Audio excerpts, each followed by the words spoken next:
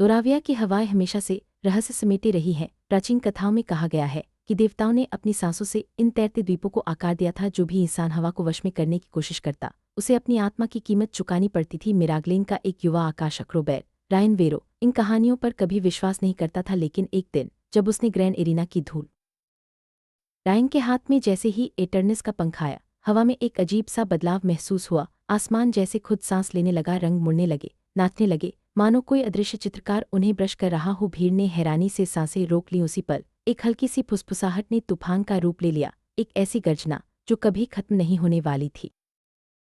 सिलारा Ryan की साथी सबसे पहले हवा में बदलाव महसूस करती है। जैसे ही रायन ने पंख उठाया, आसमान ने गहरी सांस ली। रंगों की लहरें, भीड़ की चुप्पी और समय का ठहराव, इन सबके बीच तूफान की आहट तेज होती गई। यह सिर्फ एक घटना नहीं थी, बल्कि एक नई यात्रा की शुरुआत थी। भीड़ के बीच हर कोई स्तब्ध था। अचानक हवा में एक फुसफुसाहट गूंजने लगी, जो धीरे धीरे एक गर्जना में बदल गई। आसमान में बिजली चमकी और जोराविया के ऊपर एक नया तूफान मंडराने लगा। रायन और सिलारा को अब समझ आ गया था कि यह सिर्फ एक पंख नहीं, बल्कि एक प्राचीन शक्ति का जागरण है।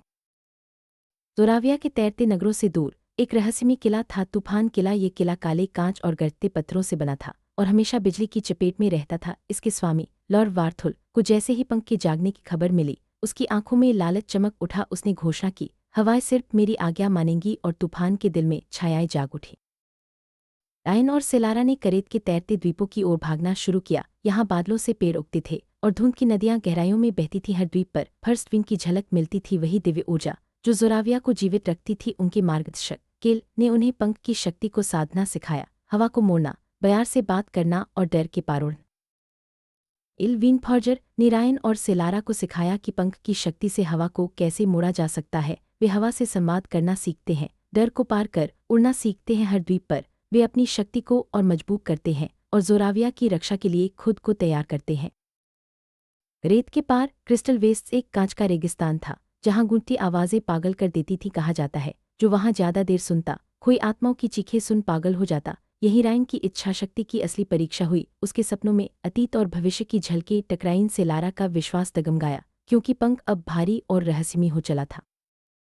क्रिस्टल वेस्ट्स में रायन को अपने अतीत और भविष्य के सपनों का सामना करना पड़ा। सिलारा के मन में भी संशय पैदा हुआ, क्योंकि पंख अब उसके भीतर किसी और की आवाज में फुसफुसाने लगा था। दोनों के लिए यह समय आत्ममंथन और विश्वास की परीक्षा का था। रात के खंडहरों में उन्हें लियोरा मिली, एक भविष्यवक्ता जिसने जोराविया का अंत 1000 बार देखा था। उसने एक ऐसी भविष्यवाणी सुनाई जिसमें एक भयंकर तूफान आसमान को निगल जाएगा और पंख के धारक को फैसला करना होगा, हवाओं को नियंत्रित करना या उन्हें आज़ाद करना। यह भविष्यवाणी रायन और सिलारा को एक अनजाने डरावने भाग्य से बांध देती है। उन्हें स्काईफोर्ज ले जाता है, बादलों के ऊपर एक पवित्र स्थान जहां बिजली को हथियारों में ढाला जाता है। यहाँ रायन की हिम्मत आग और गुस्से में तपती है। वह ब्लेड ऑफ टेम्पेस्ट बनाता है, एक ऐसी तलवार जो तूफानों को चीर सकती है। जैसे जैसे अंतिम युद्ध की तैयारी होती है, पंख चमकने लगता है, मानो तूफान के स्वामी के आने का आभास हो। स्काईफोर्ज में रायन की साहसिकता और दृढ़ता की परीक्षा होती है। वह ब्लेड ऑफ टेम्पेस्ट को तैयार करता है, जो अब उनकी अंतिम आशा है। पंख की चमक और तूफान के स्वामी की आहट दोनों ही आसन्न युद्ध की गवाही देते हैं। रायन और सिलारा अब निर्णायक क्षण के लिए तैयार हैं। अंतिम युद्ध गरजते बादलों और जलते आसमान के बीच शुरू होता है। वार्थुल का किला आसमान को चीरता हुआ दुनिया पर तबाही बरसाता है। रायन ब्लेड ऑफ टेम्पेस्ट के साथ तूफान के स्वामी से भिड़ता है। सिलारा का गीत, जो कभी भीड़ के लिए था, अब आशा का मंत्र बन जाता है और वह तूफानी हवाओं में सौहार्द बुनती है। जब तूफान थम जाता है तो चारों ओर शांति छा जाती है। पंख हजारों रोशनी के कणों में बदलकर आसमान में बिखर जाता है। जोराविया अब आज़ाद है। रायन और सिलारा हाथ में हाथ डाले पहली बार सच्ची सुबह की रोशनी में मुस्कुराते हैं। हवाएं अब चेतावनी नहीं देती, वे शांति, उड़ान और अनंत क्षितिज का गीत गाती हैं।